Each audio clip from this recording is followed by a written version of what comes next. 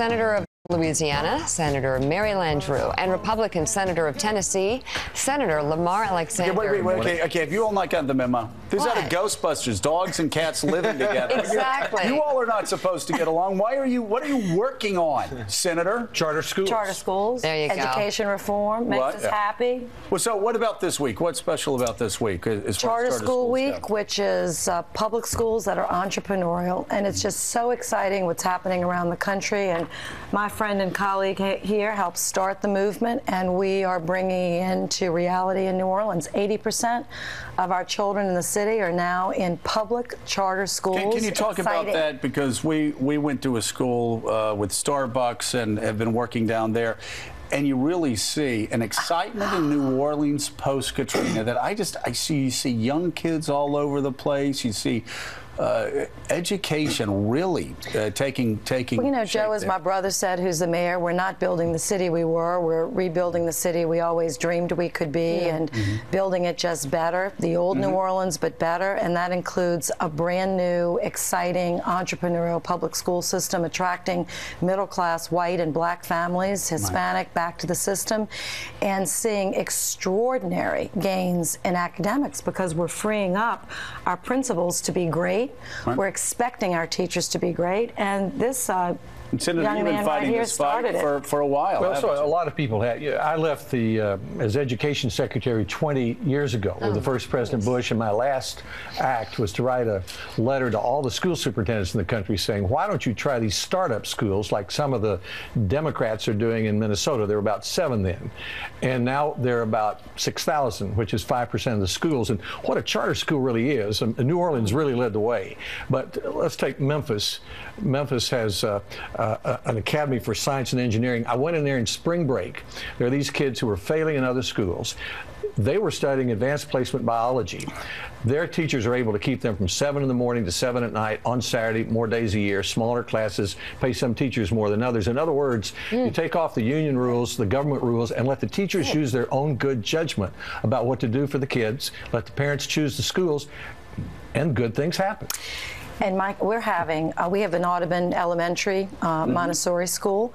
The children are speaking fluent French by 3rd grade. Oh, I love Students that don't have any French speakers in their homes. Now, we had started this pre-Katrina. It was one of our best public schools, but now it's more of a public charter. Extraordinary. So whether it's math, science, STEM, or language, or art, or music, and bands are starting up, you know, symphonies, it's just amazing. Listening to them, Joe, I know our job is TV people. We're supposed to get them to start fighting. Yeah, and then they should start screaming. Well, let me try this. I'm very good at this. Hold on. Did you hear what Mary said? All right. So instead, since that's not what we do, but I do want to know if there's anything else that the two of you agree on or could agree on as it pertains to perhaps job creation. It may relate to education in some way, because I think it's great to come on the show and talk about one specific singular issue that you agree on, and I think a lot of people could come on the show and agree about education. Can I just add one more thing, though, about education, and then we'll go there, because I think it's a great point. But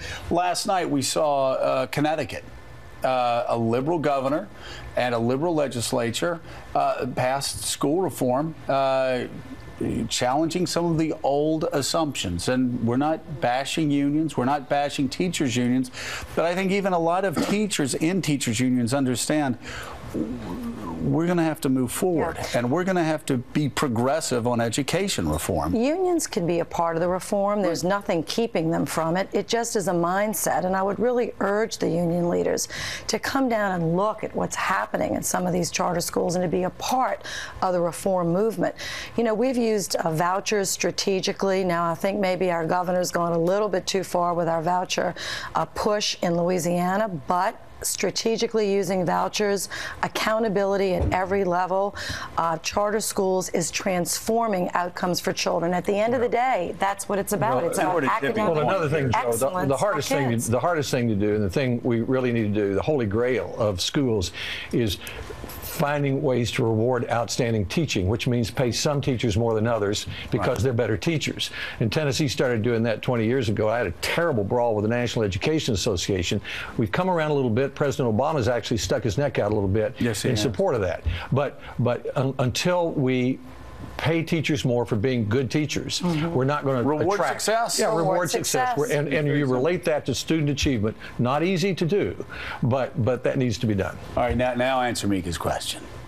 Is there anything pertaining to other things, like job creation, that the two of you can agree on? There are all kinds of things. You know, we were talking coming in. People seem to act surprised that we argue. You know, that's like being surprised that people on the Grand Ole Opry sing. I mean, that's what we do. We are excessively civil to each other in the Senate. And for example, I'm working with Senator Feinstein and Bingaman and Murkowski to find a place to put used nuclear fuel.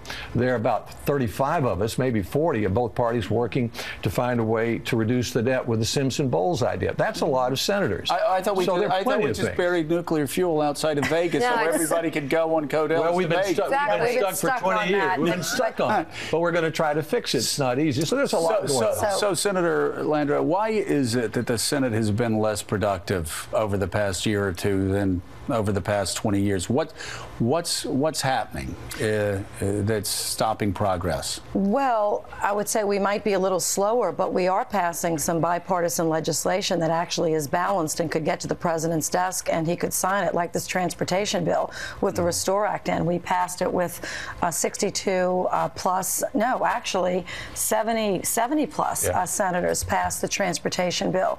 So, you know, the House is sending us some things that don't have any Democratic support. And as a result, we can't move. But if the Senate starts something, which we have on several occasions, we've passed a small business bill that's been transformative.